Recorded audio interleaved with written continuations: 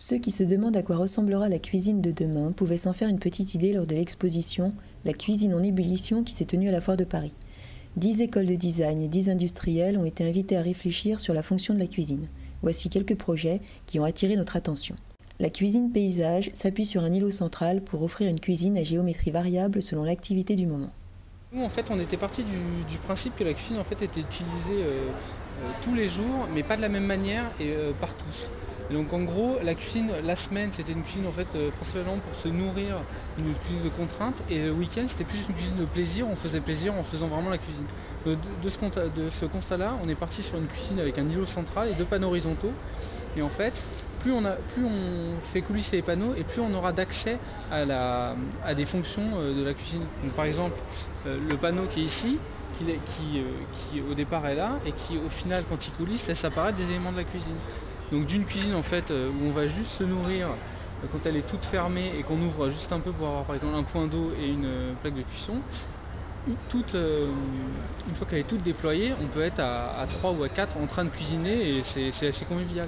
La cuisine ressource recycle et distribue l'eau utilisée dans la cuisine pour d'autres fonctions, ce qui représente une économie de plusieurs milliers de litres d'eau par an.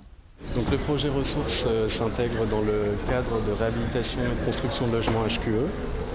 C'est un projet qu'on a voulu prendre sur un besoin essentiel, donc l'eau, qui tend à devenir une denrée rare et qu'on a voulu orienter sous l'angle de la responsabilité en réutilisant les 24 litres qui sont consommés à l'évier par jour. Donc l'eau qui est recyclée en système souterrain remonte vers la cuisine pour venir alimenter un jardin hydroponique. Donc c'est un jardin hydroponique qui se trouve sur un système de lift. Quand la cuisine est fermée, c'est une cuisine paysage.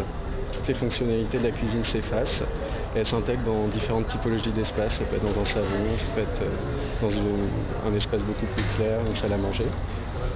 Et donc l'idée c'est que quand la cuisine remonte, l'eau qui est utilisée dans le jardin hydroponique se déverse dans une réserve et cette réserve redistribue l'eau vers le lave-vaisselle et les toilettes. Donc elle fait un cycle complet.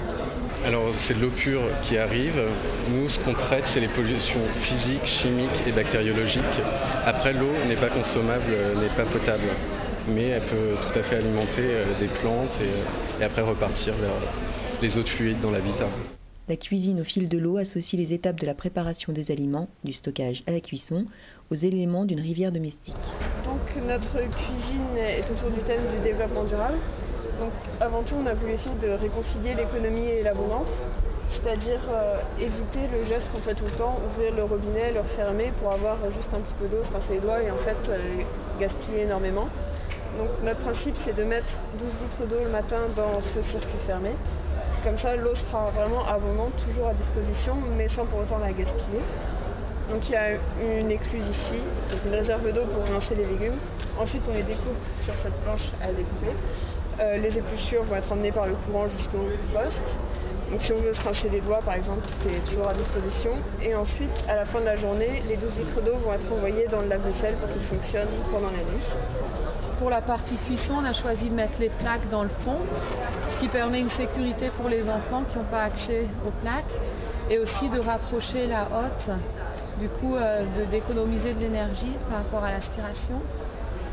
Et là, un four norvégien qui continue en fait la cuisson, qui termine, on commence la cuisson ici, on le met là-dessous et en fait c'est complètement isolé et du coup ça continue à cuire par l'isolation. Ces 19 projets innovants et très actuels, au nom prometteur, nous donnent un avant-goût de ce qui nous attend plus tard.